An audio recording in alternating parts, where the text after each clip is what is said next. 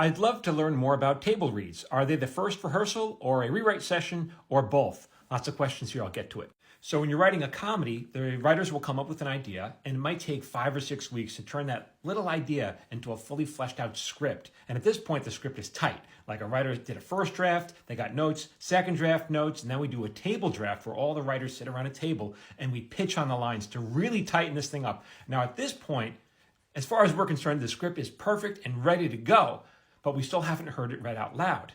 And that's when everything can change. So then you go to the table read. That's when all the actors sit around, the executives, some people like in the small audience of like all the office staff, and we hear it read out loud for the first time. And all this can change. Like what we think works may not work at all. Now there's 2 reasons why it may not be working. It could be the writing, it could be the acting. And this is why it's important for the actors to kind of bring their A game. Sometimes you're on a show where a star kind of phones it in and it doesn't help us. We want to figure out whether it's the writing or the acting. 90% of the time, it's the writing, but we still want to hear, we want them to really bring it so we know. Now, if you were to come as a guest and watch one of these table reads, you might think, oh, I liked it a lot. I thought the quiet parts were kind of interesting. And as a writer, we're probably going to think, there aren't supposed to be any quiet parts. We wanted you to laugh. One of the things you gain as an experienced writer is that you recognize when the energy starts to leave the room. You can kind of just feel it. And when you're first starting off, it's hard to recognize that. But with experience, you can recognize that. And once you lose that energy, it's almost impossible to get it back. And so that's kind of what we're looking for. With my script in my hand, I'm making notes. And I'm thinking, okay, this scene was over at this moment. We went on too long. I lost track of this character's attitude. This character needs to be angrier in this scene. All these things to make the script more engaging, and that comes with experience. Now, if you were to watch over my shoulder during one of these table reads, I'd be like, get away from me. But this is what you'd probably see. I have my script here, and if a joke gets a laugh, I give it a check.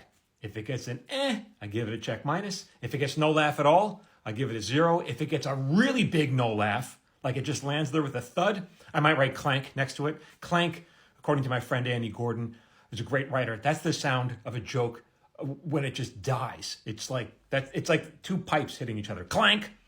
If it gets no laugh, but I think it's the performance of the actor. I think they acted it wrong. I write P next to it. So I have like a whole system of just shorthand notes that we're looking. Then afterwards, the writers will go off and do a big rewrite. This could take, depending on the notes, depending on how the performances went or the table read went, it could take. You could be there till 10, till midnight, longer. It depends. There's no reason for the actors to stick around at this point because the script is going to be rewritten so much. There's no point in them rehearsing. So they can go home, or often they'll just go to a fitting. I thought that was Hollywood, but they hung up. Okay, they can go to a fitting, like a wardrobe fitting, and then they can go home. Now on Tuesday, now we have a rehearsal. They've gotten the script overnight, and we'll watch it staged for the first time. We'll see all the blocking. And again, all this changes, like the energy can change. You could have these 2 characters like, hey, let's pick it up. All this needs to be tightened up in the writing. You may say, well, why don't we just stage the table draft? Why have that first day? Why read it out loud?